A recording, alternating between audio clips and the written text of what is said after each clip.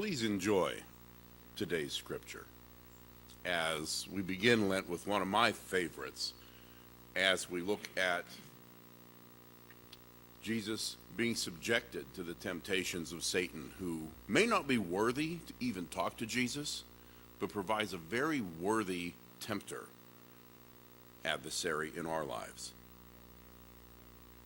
Matthew 3:13 to 4:11. Then Jesus came from Galilee to John at the Jordan to be baptized by him. John would have prevented him, saying, "I need to be baptized by you, and do you come to me?" But Jesus answered him, "Let it be so now, for it is proper for us in this way to fulfill all righteousness." Then he consented. And when Jesus had been baptized, just as he came up from the water, suddenly the heavens were opened to him, and he saw the Spirit of God descending like a dove and alighting on him. And a voice from heaven said, "This is my Son, the beloved, with whom I am well pleased." Then Jesus was led by the Spirit into the wilderness to be tempted by the devil. He fasted for 40 days and 40 nights, and afterwards he was famished. The tempter came and said to him, "If you are the Son of God, command these stones to become loaves of bread." And he answered, "But it is written, one does not live by bread alone, but by every word that comes from the mouth of God." Then the devil took him to the holy city and placed him on a pinnacle of the temple, saying to him, "If you are the Son of God, throw yourself down. For it is written, he will command his angels concerning you, and on their hands they will bear you up, so that you will not dash your foot against a stone." Jesus said to him, "Again, it is written, do not put the Lord your God to the test." Again, the devil took him to a very high mountain and showed him all the kingdoms of the world and their splendor, and said to him, "All these I will give you if you will fall down and worship me." Jesus said to him, "Away with you, Satan, for it's written, worship the Lord your God and serve only him." Then the devil left him, and suddenly angels came and waited on him. I did something a little bit strange this week. On Wednesday morning, I went down to the coffee shop and sat there for the whole morning and offered to put ashes on people's foreheads. And yeah, that's an odd thing, particularly if you are not familiar with this particular ritual of the church. It's an even stranger thing to see that in a coffee shop. But let me tell you, it was a wonderful experience. Yeah, the other pastor that I was there with and we got a couple of strange looks from some people who came into a coffee shop to get a cup of joe and found this strange dude there offering to put ashes on people's foreheads. But we also had some beautiful conversations with people that we met.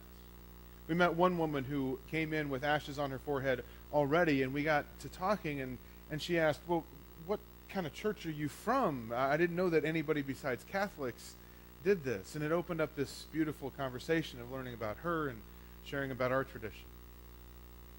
We also got to meet a man who was really struggling in his life and needed somebody to pray for him. And we got to surround him with the love of God, to hear what was troubling him, and offer grace and hope, and then watch him walk away with a renewed sense of hope and courage for what he needed to do. It was a beautiful time. Now, some of you may be a little more familiar with the practice of Ash Wednesday, but some of you might still be a little confused as to why I was offering to put ashes on people's foreheads in a coffee shop. See, Ash Wednesday, this previous Wednesday, is the beginning of the season of Lent. Now, Lent is the 6 weeks or so leading up to the celebration of Easter. And Lent is traditionally a time of self-reflection, of repentance, It's a time of stripping away the things in our lives that have sort of cluttered things up, and it's a time of centering ourselves and focusing on God. The symbolism of the ashes is there to remind us of our own mortality and the fact that we need God. It reminds us that we were all created out of essentially dust and ashes, and eventually one day we will return to that. The ashes remind us of our life and our breath and our spirit, which ultimately comes from God. Ash Wednesday is a reminder that our lives really are not very long at all. It might feel like some days get drawn out and time takes forever to move on, but in comparison to the grand scheme of history, our lives are just a tiny little blip. My life, for example, began in 1981. And it goes to, well, I don't know. I don't know when it goes to. Let's say I get lucky and make it to 90. That puts me at about 2071, which at points feels like a long ways off. But really, in the grand scheme of history, this is a tiny little dot. It's a very short little life. Each of our lives really are just a short little bit of time. And in this lifetime, we're confronted with all sorts of questions. There may be questions and worries about our daily details of life. What shall I do for work? What shall I wear? What shall I eat? How shall I occupy my time? There are all sorts of things that offer to keep us relatively distracted in our short little life. But at some point, we must also confront the deeper questions of life, the questions of meaning, questions of purpose, and maybe the deepest question of them all, the question of identity. I've been given this tiny little blip of time. Why? Why is that? What's the purpose of this little life of mine? And what does it really mean to be me within that period of time? Who am I really? That's the core question of our lives that we all try to deal with in one way or another. And even if we don't ever really think about that question, it's still something that we're all sort of working out, even if we're aware of it or not. This is the core question of the season of Lent. It's a stripping away of all of this other stuff in our lives to be able to examine once again, well, what really is at the core of who we are. And truth be told, I know a number of people who really don't like Lent because of this reason. I know people who, well, for that matter, don't like things like being alone in general or spending time in self-reflection, mainly because those are the times where we ultimately come face to face with the question of who am I?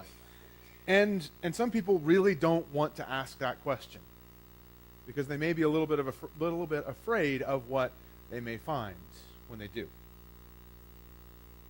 Now, I say that some people are afraid to do that as if it's somebody else. I think the truth is, well, it's all of us, myself included.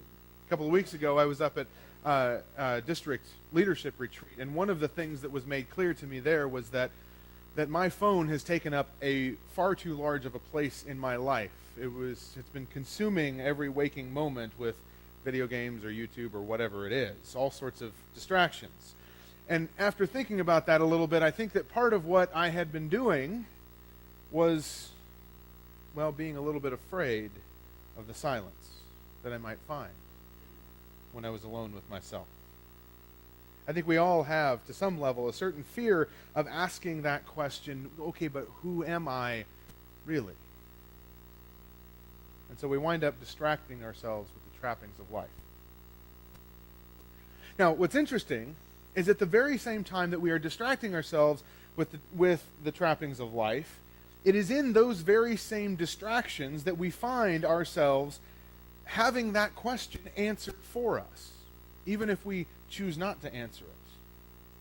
As we avoid answering the question, who am I, for ourselves, the world is all too happy to answer that question for us and to tell us who we are. And one of the first answers to that question is that we are told, I am what I do.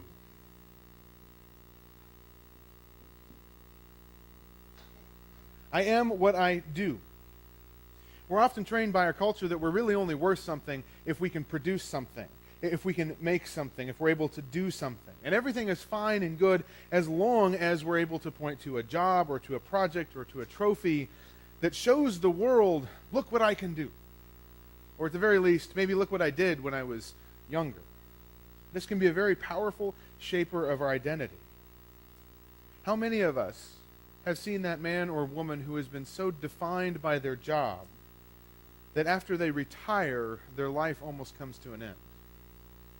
And it's not just because they don't know how to occupy their time anymore, but it's because they've lost their core identity. I am what I do is a very powerful voice in our society.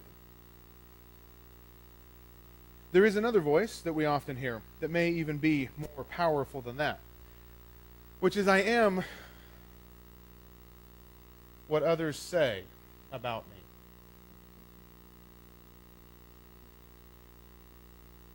I am what others say about me. And this one is very strong, because we all want to be spoken well of. We need to be spoken well of. It's a core need that I think we all have for others to speak well of us. And when they don't, it can cut us straight to the core. When we answer the question, who am I, by saying I am what others say about me, we can experience some of the greatest highs when people do speak well of us. And then we can fall to some of the greatest lows when people don't. Sometimes this causes people to keep fishing for compliments, to get more praise and glory by other people. And we keep doing more and more. Even if it starts to betray ourselves and who we really are, we still keep searching for those compliments. Or at times, it can cause people to start putting up walls and become hardened when people speak poorly of us. We can easily start dismissing someone by saying, well, they're just stupid. They don't know what they're talking about. When we are made to feel worthless, it is easy to make others seem worthless too, even if it's only in our own minds. And pretty soon, this can just become a habit and a way of being in the world, and it can rub off on those around us, and it can even get passed on to our kids. And pretty soon we start to think that this is just normal, when it isn't. Thinking that I am what people say about me is incredibly powerful. But the world also tells us that I am what I have.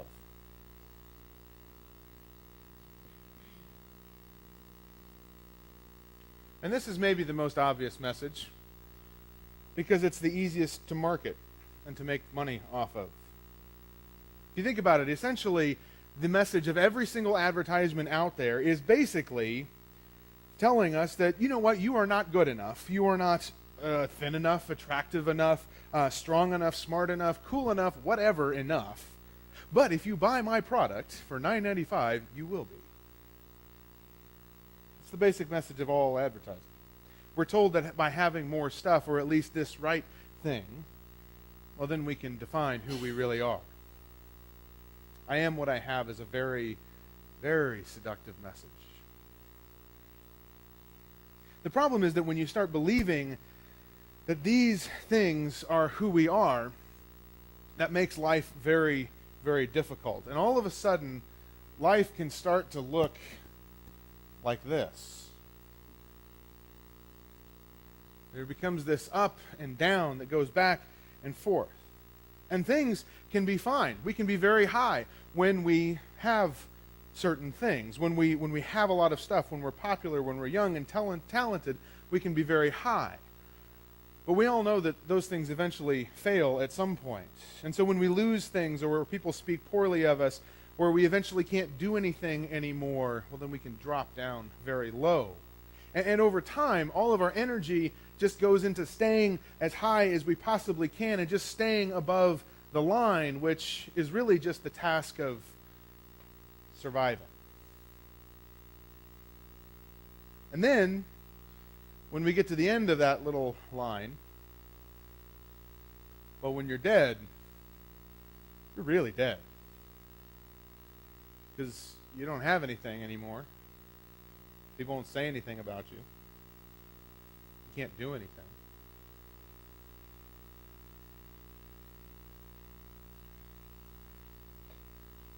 When we base our identity on these things, life becomes very difficult.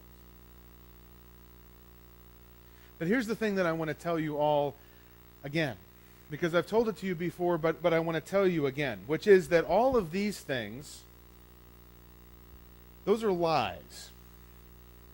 That is not who you are. That is not who we are.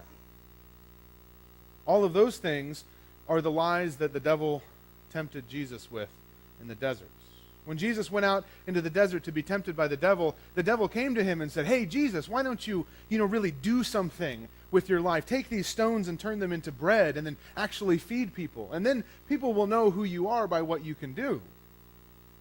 And then the devil said, "Well, hey, Jesus, go up to the top of the temple and throw yourself off and have angels catch you, and people will speak well of you and they will be amazed. And then people will really know who you are by what people are saying about you.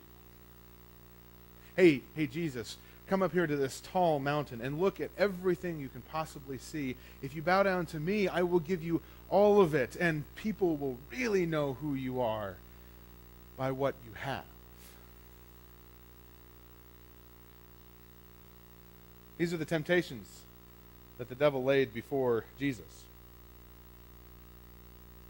I am what I do, I am what people say about me, and I am what I have, are the three temptations that the devil puts out there. And Jesus says, no, that's not who I am. That's a lie.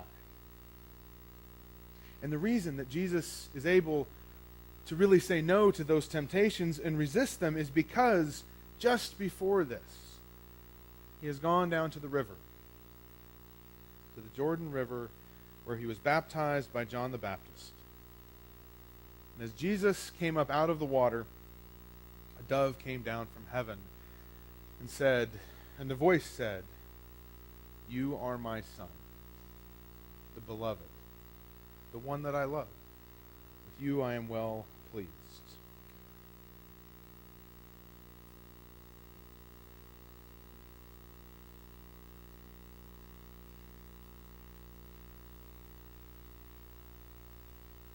Jesus had just clearly heard that this is who he really is. I am the beloved. This is his true identity as a son of God. It was shown to him. And so when he went out into the desert and was tempted by all of these other identities, he was able to resist and to say, no, that's not who I am. I am a beloved child of God. And what I want to say to all of you today is that what was said of Jesus, I believe, is also said of each of us. You too are the beloved sons and daughters of God. That's something that I want each one of us to understand, not just in our head, not just with our words, but deep in our soul, deep in our being, with every fiber of who we are. Know that you are a beloved daughter or son of God. As we begin the season of Lent, we ask the deep question of who am I? And the answer that we seek to know more fully is that we are beloved children of God. It's a truth that I believe changes everything about our lives. It changes how we understand ourselves, how we see those close to us, how we see our neighbors, how we even see our enemies, how we see God at work in the world.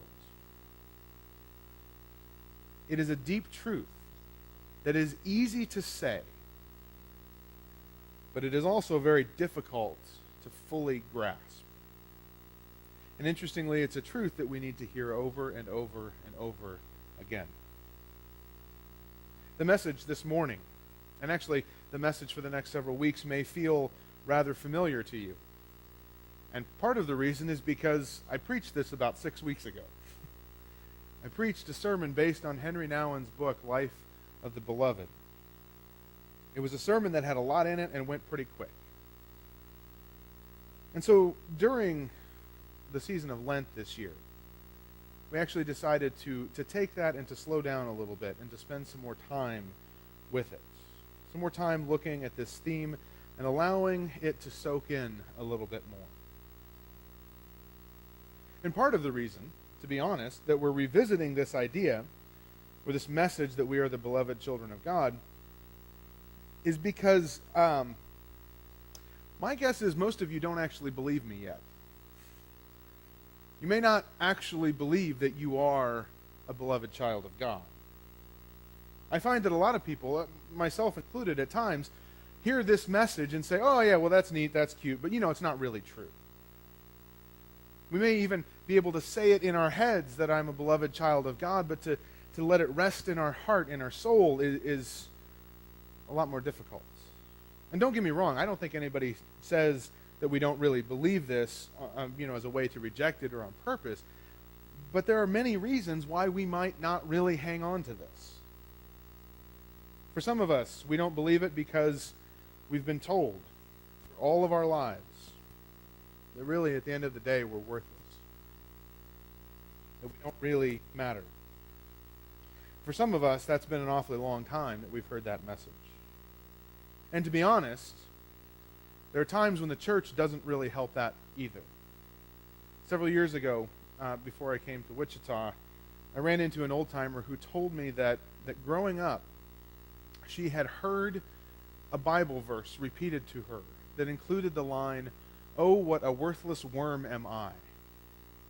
And it was taught to her that she should believe that she was simply a worthless worm. She was a pastor's kid, by the way.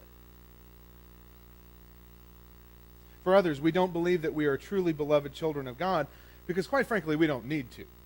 For some of us, the reality is that people do speak well of us, and that we do have a lot of things, and that we are very talented. And honestly, we don't really need to believe that our identity is based on being a beloved child of God. Our identity is perfectly fine, thank you very much. Which is mainly because we're at the top of our peaks. At least for now. And for others, it's hard to believe that we are God's beloved children for much, much deeper reasons and more painful reasons. Some of us have experienced loss and tragedy so profound that it feels like it's impossible that God could really love us. Because if God really loved me, why did that happen?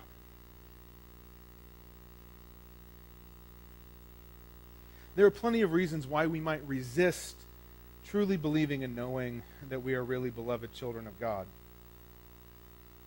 But the good thing is, just like all other truth, just because we can't see it at the moment, or feel it, or hear it, or fully understand it,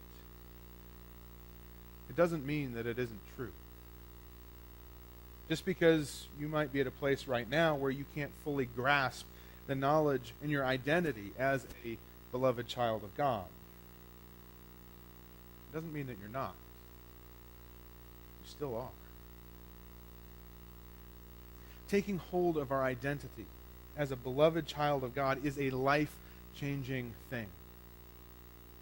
It's also something that we need to remind ourselves and we need to remind each other of on a continuing basis. We need to remind ourselves of the truth that all people are beloved children of God, and that no matter what other messages we may receive from the people and the world around us, our true identity rests on the love of God. Amen.